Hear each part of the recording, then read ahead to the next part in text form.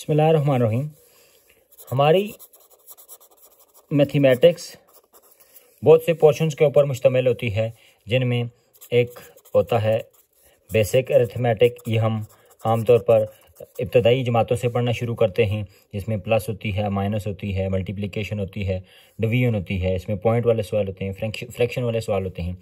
फिर हम थोड़े से आगे आते हैं तो हमारे पास फाइनेंशियल मैथमेटिक्स होती है कि जिसमें हम प्रॉफिट को देखते हैं, लॉस को देखते हैं, मार्कअप को देखते हैं, मुख्तलिफ़ तरह के टैक्सेस को देखते हैं, चार्जेस को देखते हैं।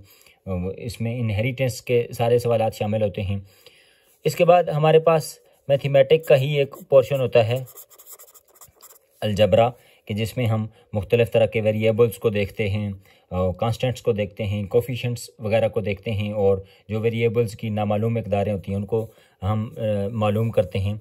इसके अलावा मैथमेटिक्स का जो एक और हिस्सा है वो होती है ज्योमेट्री, कि जिसमें हम 2D शेप्स देखते हैं, 3D शेप्स भी देखते हैं, rectangle, square, triangle, quadrilaterals, polygons, ये चीज़ें हम डिस्कस करते हैं। और आमतौर पर हमारी मैथमेटिक्स का जो आखिरी 1 या 2 चैप्टर्स होते हैं वो इंफॉर्मेशन हैंडलिंग के होते हैं, जिसमें हम स्टेटिस्टिक्स यानी शुमारियात के हवाले से देखते हैं, ग्राफ्स बनाते हैं, लाइन ग्राफ, पाई ग्राफ, हिस्टोग्राफ, और इस तरह की बाकी चीज़ें हम वेरिएंस को डिफ़ाइन करते हैं, स्टैंडर्ड डेविएशन मालूम करते हैं। तो ये सारी की सारी मैथमेटिक्स है।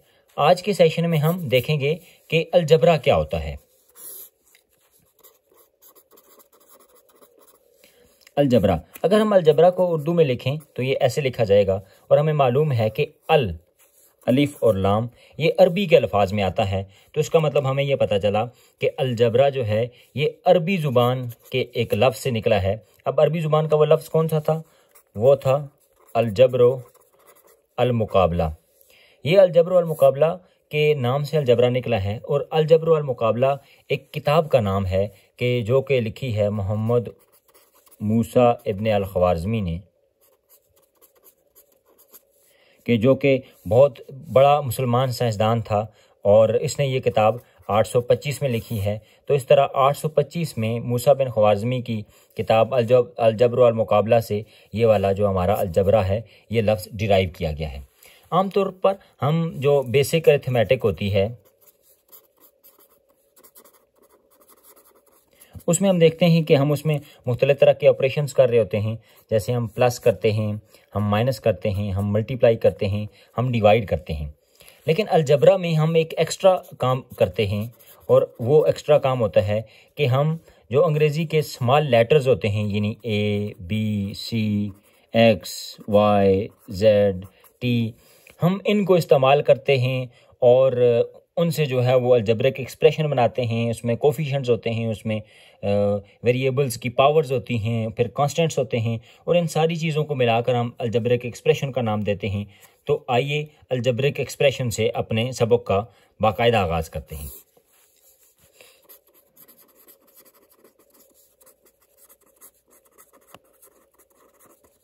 अब अलजब्रिक एक्सप्रेशन है क्या? हम पहले एक मिसाल से देख लेते हैं कि फ़र्ज़ करें एक है 4x² - 3। ये एक अलजब्रिक एक्सप्रेशन है, एक अलजब्रे का जुमला है। अब इसमें हर हिस्से के नाम होते हैं। जैसे हम अंग्रेज़ी में देखते हैं कि अली गोज़ टू स्कूल, तो इसमें अली को हम सब्जेक्ट कहते हैं, गोज़ को मैन वर्ब कहते हैं, टू को प्रीपोजिशन कहते हैं, स्कूल को ऑब्जेक्ट या प्रेडिकेट कहते हैं। इसी तरह हमारे अलजब्रिक एक्सप्रेशन में भी हर एक कंपोनेंट का, हर एक पार्ट का बाकायदा नाम है। अब ये जो x है, जिसको हमने कहा कि ये स्मॉल लेटर होता है, इसको हम कहते हैं वेरिएबल। अब इसको वेरिएबल क्यों कहते हैं? वेरिएबल इसलिए कहते हैं कि इसकी वैल्यू चेंज होती रहती है, यानी क्वेश्चन टू क्वेश्चन इसकी वैल्यू वेरी करती है। किसी एक सवाल में अगर x की वैल्यू 1 है तो अगले ही सवाल में हो सकता है 2 हो, उससे अगले सवाल में -5 हो, उससे अगले सवाल में 1/10 हो। तो इस तरह इसकी वैल्यू चूँकि चेंज होती रहती है, इसलिए हम इसको वेरिएबल कहते हैं।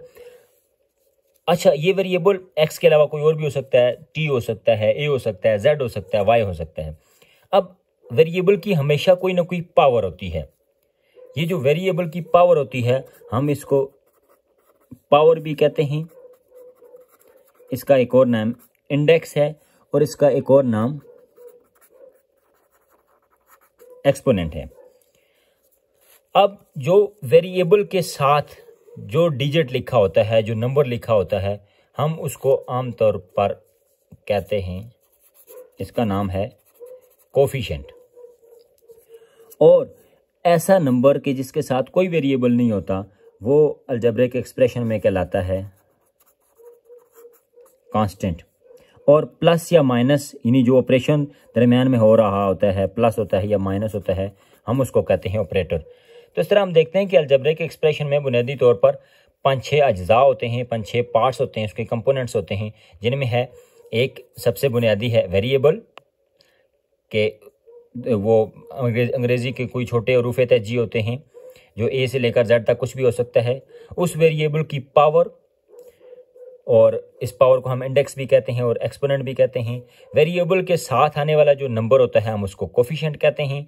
दरमियान में जो प्लस माइनस का साइन होता है हम उसको ऑपरेटर कहते हैं। और जो ऐसा नंबर के जिसके साथ कोई वेरिएबल नहीं होता उसको हम अलजेब्रिक एक्सप्रेशन में कांस्टेंट कहते हैं। हमने मिसाल दी 4x² - 3 की कि ये अलजेब्रिक एक्सप्रेशन है जिसमें ये कोफिशिएंट है, ये वेरिएबल है, ये इसकी पावर है, ये ऑपरेटर है और ये कांस्टेंट है। अच्छा, ज़रूरी नहीं कि हर अलजेब्रिक एक्सप्रेशन में ये सारी चीज़ें मौजूद हों। मिसाल के तौर पर अगर मैं लिखता हूँ 3y, तो ये भी एक अलजेब्रिक एक्सप्रेशन है क्योंकि इसमें वेरिएबल मौजूद है, उसकी पावर भी मौजूद है, उसका कोफिशिएंट मौजूद है। यहाँ पर ऑपरेटर कोई नहीं है और यहाँ पर कांस्टेंट कोई नहीं है। अच्छा, यहाँ पर आप एक चीज़ देख रहे हैं कि अगर वेरिएबल की कोई पावर ना हो, जैसे यहाँ y की पावर लिखी हुई नज़र नहीं आ रही, तो अगर वेरिएबल की कोई पावर ना हो तो हम समझते हैं कि वेरिएबल की पावर 1 है, ये अंडरस्टूड होता है। या हम यूँ भी कह सकते हैं कि अगर किसी भी वेरिएबल की पावर 1 हो तो हम उसको लिखते नहीं हैं। मिसाल के तौर पर इसकी मिसाल यूँ दी जा सकती है कि जैसे हम किसी को कहते हैं कि गो, तो असल में तो हम कह रहे होते हैं कि यू गो। इसमें जो यू है सब्जेक्ट है मुखातब करने के लिए, वो इसके अंदर छुपा हुआ होता है, लेकिन हम बस कहते हैं गो तो इसका मतलब होता है कि यू गो। इसी तरह ये 3y लिखा हुआ है लेकिन असल में इसका मतलब है 3y की पावर 1। अच्छा, ऐसा भी हो सकता है कि कोई एक वेरिएबल लिखा हुआ है, जैसे मिसाल के तौर पर t, तो t में आप देखें कोफिशिएंट भी नहीं लिखा हुआ। अगर कोई भी कोफिशिएंट भी नहीं लिखा हुआ तो उसका मतलब भी है कि कोफिशिएंट हमेशा होता है उसका 1।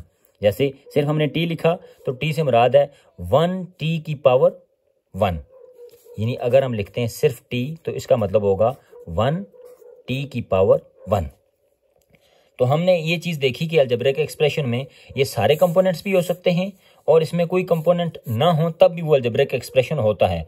और बाज़ ऐसी कंडीशंस होती हैं कि इसमें अगर कोई भी कोफिशिएंट या पावर ना लिखी हो तो इसका मतलब होता है कि उसकी पावर और उसका कोफिशिएंट 1 होता है। अब आके एक और चीज़ आती है कि लाइक टर्म्स